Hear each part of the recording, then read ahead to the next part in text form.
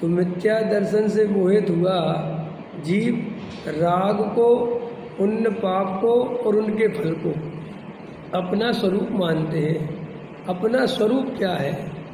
तो अपन अपने स्वरूप में ये जो पर्याय की अवस्था है, पहले तो ये शरीर की अवस्था को अपनी अवस्था मानते हैं, फिर ये जो संयोग है अपने पास, स्त्री पुत्र मकान दुकान, इन संयोगों को अपना स्वरूप मानते हैं।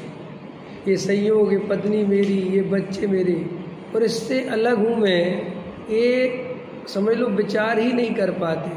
24 घंटे शरीर, मन, वचन, काय, अंदर चलने वाले शुभ अशुभ भाव और बाहर के संयोग, इन 3-4 चीज़ों में अपनी पूरी चेतना पसरी रहती है।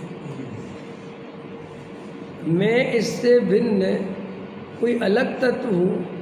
ये एक एक समय की पर्याय वाला जो स्वरूप है, ये मेरा स्वरूप नहीं है।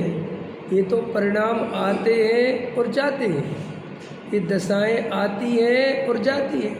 कभी बचपन था, कभी जवानी आई थी, अब बुढ़ापा आ रहा है, नहीं समझे। कभी मेरा बच्चा छोटा था, थोड़ा और बड़ा हुआ, अब जवान हो गया, अब उसके भी बच्चे हो गए। तो ये संसार की अवस्थाएं बदलती हुई दिख रही कि नहीं दिख रही? तो जो बदलता हुआ दिख रहा है भैया, वो मैं कैसे हो सकता हूँ?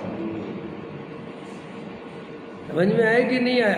अभी ये है कोई बात नहीं। ये आपको जो मैंने 2 मिनट बोला कि नहीं समझ में आया क्या? सब समझ में आया कि बिल्कुल ठीक कह रहे हैं, ऐसा ही है। तो आचार्य कहते ये समझ में आ जाए, बस इसको श्रद्धा तक ले जाओ। और करना क्या है, धर्म में क्या करना है?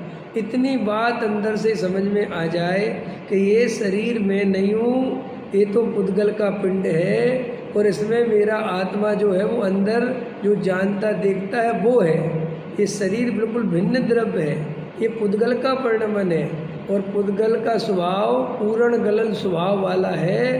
तो वो गल रहा है, बदल रहा है, जवान, बुढ़ापा, बचपना, उसकी अवस्थाएं हो रही हैं। ये मेरी आत्मा की अवस्था नहीं है, माने ये मेरी अवस्था नहीं है। तो देखो अब अपन क्या करते हैं, राग को, पुण्य पाप को और उनके फल को, और पुण्य पाप के फल इनमें अपना स्वरूप मानते हैं। पाप के फल में मैं दुखी हो गया, पाप के फल में कौन दुखी हुआ? मैं दुखी हो गया। अब वो जो दुख कितना था, एक समय की पर्याय में, और मैं त्रिकाली था, लेकिन उस त्रिकाली को भूलकर और एक समय की पर्याय के दुख को अपना स्वरूप मान लिया, ये मिथ्यात्व है। तो साहब दुख हुआ कि नहीं हुआ ना? दुख किसमें, क्या बात है, लेकिन दुख किसमें हुआ? एक समय की पर्याय में हुआ, मुझे स्वीकार है, लेकिन ये मेरे त्रिकाल ज्ञायक स्वरूप का स्वरूप नहीं है, और ये दुख शाश्वत नहीं है, ये तो एक समय की पर्याय का है, हट जाएगा। जैसे अब जो गर्मी हो गई, तो वह ऐसा गर्मी अपने को ऐसा लगता है सब कुछ गर्मी हो गई, लेकिन वास्तव में सब कुछ गर्मी नहीं है। अभी 10, 15, 20 दिन में फिर मौसम बदलेगा, फिर और आगे और बदलेगा, फिर ठंड आ जाएगी, फिर रजाई ओढ़ेंगे तो सब सोचेंगे कि ठंड सब कुछ हो गई। लेकिन सच्ची बात यह है, न ठंड सब कुछ है, न गर्मी सब कुछ है। सब कुछ तो वो ज्ञायक भाव है जो ठंड में भी था, गर्मी में है, और यहाँ से पर्याय बदलेगी तो भी रहेगा। तो बस उस ज्ञायक भाव में अपनापन करना है, ये धर्म है।